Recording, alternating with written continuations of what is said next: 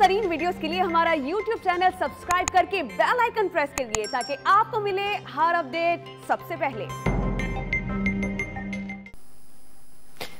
आपको खबर देंगे, डकैती का वाकया पेश आया है और इस हवाले से एक FIR भी दर्ज कर ली गई है। पुलिस ने वाकये की FIR दर्ज कर ली है और मुलजिमान की गिरफ्तारी के लिए अब कार्रवाइयों का आगाज भी कर दिया गया है। कराची में रवा साल चोरी की सबसे बड़ी वारदात हुई। सिक्योरिटी कंपनी का वैन ड्राइवर 20 करोड़ रुपए लेकर फरार हो गया है। बात करेंगे डॉन न्यूज के नुमाइंदे मिराज अख्तर से।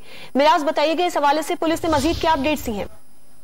देखिए, बिल्कुल कराची में एक और बड़ी वारदात सामने आई है। मीठागढ़ का इलाका है ये। यहाँ पर एक सिक्योरिटी कंपनी का ड्राइवर था जो कि तारिगोग से वैन लेकर निकला था और एक निजी बैंक पर रुकने के बाद इनको ये रकम जो कि कंपनी की थी वो स्टेट बैंक ऑफ पाकिस्तान में जमा करानी थी। लेकिन इसी दौरान में ड्राइवर जो है अपने साथी को छोड़कर गाड़ी समेत फरार हो गया। उस गाड़ी में असला भी मौजूद था और 20 करोड़ 50 लाख रुपए की रकम मौजूद थी।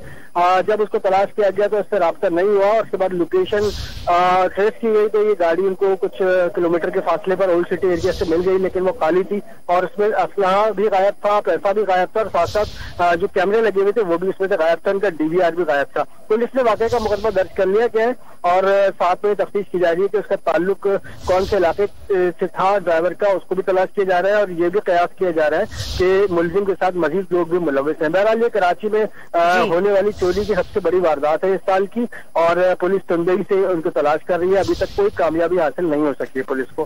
पुलिस ने अब तलाश शुरू कर दी है इस मुलजिम की, ताहम अभी तक कामयाबी नहीं मिली है। बहुत शुक्रिया मिराज आपका।